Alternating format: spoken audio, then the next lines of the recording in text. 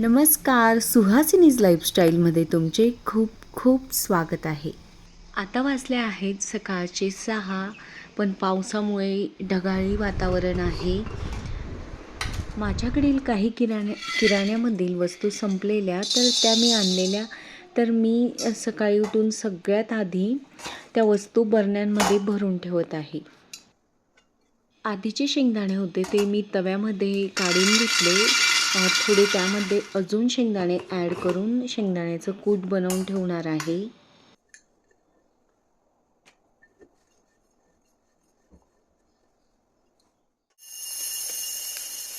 मटकी संपली होती, तर मी यावेळेस गावरानी मटकी आणलेली आहे आणि 2 वाटी काढून मी कोमट पाणी टाकून मटकी भिजायला टाकलेली आहे.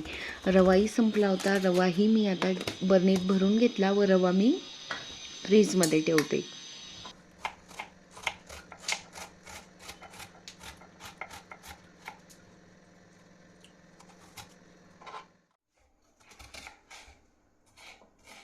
उपमा बनवायचा होता नाश्त्यासाठी, तर मी एका बाजूला रवा भाजायला ठेवलेला आहे आणि दुसऱ्या बाजूला मी शेंगदाणे भाजत आहे. रवा भाजल्यानंतर शेंगदाणे थोडे फ्राय करून घेतले, ते बाजूला काढले. त्याच तेलामध्ये अर्धा चमचा उडदाची डाळ, अर्धा चमचा हरभरा डाळ, पाव चमचा मोहरी, अर्धा चमचा जिरे, 2 मिरच्या, थोडा कढीपत्ता, बडीशोप, थोड्या ओवा आणि कांदा, असं हे सगळं मी तेलामध्ये मिक्स करून घेतलं आणि त्यानंतर थोडे वाटाणे टाकले. कांदे लवकर नीट म्हणजे फ्राय व्हावे किंवा वाफले जावे म्हणून मग मी 2 मिनिट झाकण ठेवलेलं आहे. त्यानंतर रवा मिक्स करून घेतला. बाजूलाच किटलीमध्ये मी गरम पाणी करायला ठेवलेले होते, तर उपम्यासाठी मी गरम पाणी अंदाजानुसार टाकून घेतलेले आहे. चवीनुसार मीठ टाकलं आणि थोडीशी आवडीपुरतं साखर टाकली आणि उपमा तयार झाल्यानंतर मी त्यात थोडी कोथिंबीर टाकली आहे. त्या दिवशी निर्जला एकादशी होती, म्हणून मग मी नंतर पूजा करून घेतली.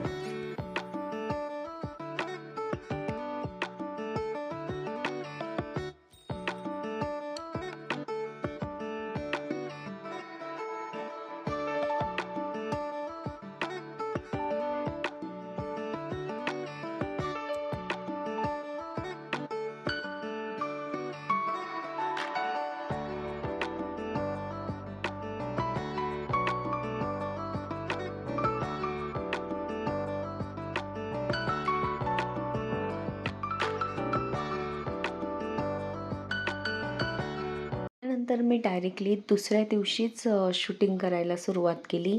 त्या दिवशी मला वेळच नाही मिळाला नंतर, कारण की मुलींचे स्कूलचे शूज आणायचे होते. म्हणून मग मार्केटमध्येच बऱ्यापैकी वेळ गेला. मनीषा पाटील ताईंनी मला कमेंट केली होती मागील व्हिडिओमध्ये, की ताई तुम्ही रोज सकाळी 5:30ला उठता का? तर हो, 5:30ला उठते. कारण जर व्हिडिओ शूट करायचा असेल ना, तर मला जवळपास 1 ते 1.5 तास आधीच उठावं लागतं. मगच हे सगळं शक्य होतं. नाहीतर मग ना म्हणजे रोजच्या कामांमधून व्हिडिओसाठी वेळ काढणं शक्यच होत नाही. कारण की 1 तासाच्या कामाला शूटिंग करताना जवळपास डबलचा वेळ लागत असतो. मग म्हणजे स्वतःच जर आपण करत असाल तर मग ना सारखं आपल्याला चेक करावं लागतं की बरोबर शूटिंग होते की नाही. लेट जर उठलं ना तर खरंच खूप गडबड होते आणि खूप चिडचिड होते. म्हणजे माझा स्वतःचाच अनुभव आहे. स्वतःवरतीही होती चिडचिड आणि महत्त्वाचं म्हणजे मग मुलांवरतीही होते. जर ते पटपट तयारी करत नसतील तर मग आपल्या लेट उठण्यामुळे हे सगळं म्हणजे असं तारांबळ उडते. म्हणून मग मी लवकर उठण्याचा प्रयत्न करते. स्कूल सुरू असताना तर नक्कीच उठते. कधीतरी माझंही होतं की बऱ्याच वेळेस मग लेट होतं तर त्या दिवशी मी फक्त तेवढीच कामं करते जेवढी गरजेची आहेत.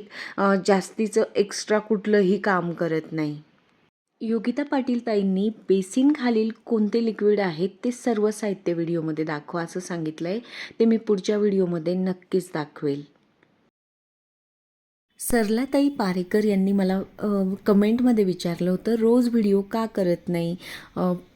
म्हणजे खरंच तुम्ही सगळेजण माझ्या व्हिडिओची वाट बघता. तुमची खरंच मी सगळ्यांची खूप खूप आभारी आहे. पण प्रॉब्लेम काय होतो की रोज जर म्हणजे व्हिडिओ केला ना तर ॲक्च्युली ज्या दिवशी व्हिडिओची शूटिंग सुरू असते ना तर ते क्लिनिंगच्या व्हिडिओला ना खूप वेळ लागतो. मी जे तुम्हाला कपाटं स्वच्छ करून दाखवते, कुठलंही काहीही स्वच्छ करून दाखवते, त्याला जवळपास 2 ते 3 तास लागलेले असतात. आणि जर मोठं कपाट असेल तर त्याला बऱ्यापैकी ते ऑर्गनाईज करायलाही खूप वेळ लागतो. आणि मग हे सगळी कामं नंतर आपली रोजची कामं मला मुलींचा अभ्यासही संध्याकाळी घ्यावा लागतो. तर त्यामुळे ना मग रोज मला व्हिडिओ करता येत नाही. आणि रोज व्हिडिओ टाकायचा म्हटला तर त्याच्यासाठी चांगल्यातलं चांगलं कंटेंट पण मला तुमच्यापर्यंत पोचवता यायला पाहिजे. हाही एक विषय असतो. नाहीतर म्हणजे असंच टाईमपास काहीतरी मी दाखवलं तेही तुम्हाला आवडणार नाही. म्हणून मग मी जवळपास 1 दिवसाआड किंवा 2 ते 3 दिवसाच्या मध्यभागी व्हिडिओ टाकत असते. मी अजून प्रयत्न करेल की जास्तीत जास्त व्हिडिओ म्हणजे टाकण्याचा. मला ना वॉशिंग मशीनही स्वच्छ करून घ्यायचं होतं. तर मी वॉशिंग मशीनला वरून म्हणजे ओला कापड केला. त्यानंतर त्याला पूर्ण पिळून घेतलं चांगलं आणि पुसून घेतलेलं आहे बाहेरून. आणि जी वॉशिंग मशीनची रबर गास्केट असते ना, तर तिलाही मी आतून पुसून घेतलं आहे. तर माझ्याकडे जे सर्व्हिसिंगसाठी आले होते त्यांनी सांगितलं की 8 दिवसात तरी आपण ती रिंग पुसून घ्यायची, नाहीतर ती खूप काळपट पडते आणि वास येतो. वॉशिंग मशीनचा उपयोग आपला चांगल्यापैकीच होत असतो कपडे धुण्यासाठी. म्हणजे माझा तरी डेलीचे कपडे नंतर बऱ्यापैकी मी वापर करत असते. तर ना महिन्यातून एकदा ही ड्रेन क्लीनर पावडर मिळते. तर तिच्याने ड्रेन क्लीनर ऑप्शन दिलेला असतो वॉशिंग मशीनला. ही पावडर टाकून ते ऑप्शन सेट करून आपण वॉशिंग मशीन क्लीन करून घ्यायचं असतं. म्हणजे पावडर टाकली, ऑन केलं मशीन त्या ड्रेन क्लीनरच्या ऑप्शनवरती, तर मशीन क्लीन होतं. हे सगळ्यांना, तुम्हाला ज्यांच्याकडे असेल त्यांना माहितीच असेल, पण बऱ्याच जणांना माहितीही नसतं. नंतर पावडर हे लिक्विड टाकण्याचा जो ट्रे होता ना, तो काढून मी स्वच्छ करून घेतला आहे. म्हणजे चांगल्यापैकीच तो खराब झालेला होता. मी आधी ना पावडरचा वापर करायची, तर त्याचे डाग तिथे पडले, ते निघालेच नाही. अगदी मी बऱ्यापैकी घासलं तरी. आणि मी ना म्हणजे आधी ब्रशनेच घासलं नॉर्मली, पण निघत नव्हतं येलोइशपणा. तर मी डिशवॉश लिक्विडचा वापर केला आणि घासणी हलक्या हाताने संपूर्ण हा बॉक्स मी ट्रे बॉक्स स्वच्छ करून घेतला. बॉक्स स्वच्छ करून घेतला. त्यानंतर कोरड्या कापडाने त्याला पुसून घेतलं, तरीही ते पावडरचे डाग गेलेले नाही आहेत. तर आता म्हणजे त्याला काढण्यासाठी माझ्याकडे व्हिनेगर वगैरे नव्हतं. म्हणून मग मी तसंच राहू दिलं. तरी पण बऱ्यापैकी स्वच्छ झालेला. त्यानंतर संध्याकाळ झाली. संध्याकाळी आमच्याकडे पाहुणे येणार होते. तर म्हणजे माझ्या मिस्टरांचे मित्रच येणार होते. तर त्यांना आमच्याकडची म्हणजे खानदेशी स्टाईल भाजी खायची होती. तर मी खानदेशामध्ये ना डबूक वड्यांची भाजी खूप प्रसिद्ध आहे. जशी पाटोड्यांची भाजी करतात ना, अगदी सेम त्याच पद्धतीने डबूक वड्यांची भाजी केली जाते.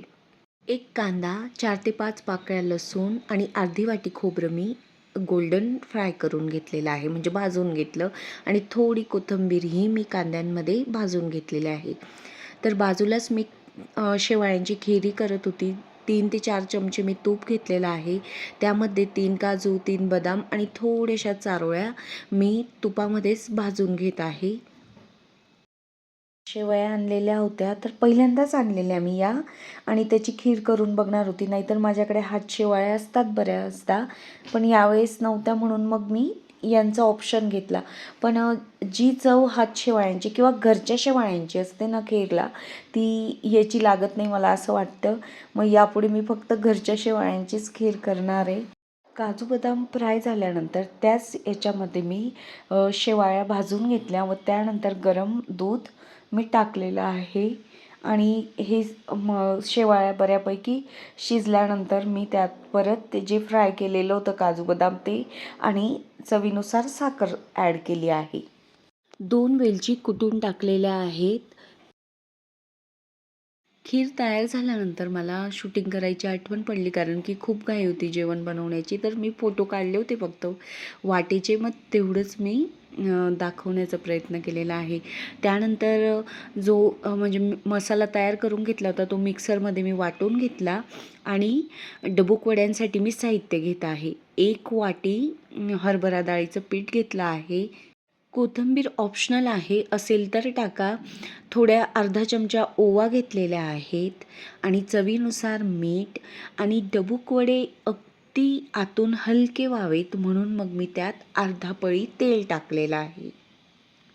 तेल टाकल्यानंतर हे मिश्रण मी मिक्स करून घेतलं व एकदम पाणी न टाकता मी थोडं थोडं टाकत म्हणजे की एकदम पातळही नाही होणार, एकदम घट्टही नाही होणार, म्हणून मग असं मी त्याचा अंदाज घेऊन त्यात पाणी ॲड केलेलं आहे.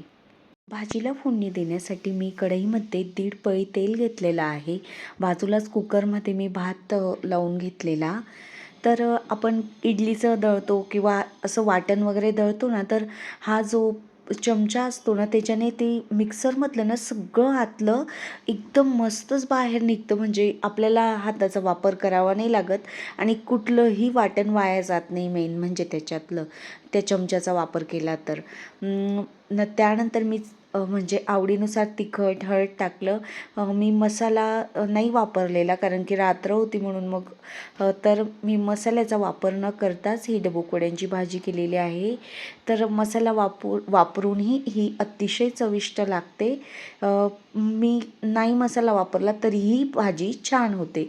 आणि भाजीला उकळी आल्यानंतर मग थोड्या छोट्या छोट्या म्हणजे असे डबूक वडे सोडत जायचे.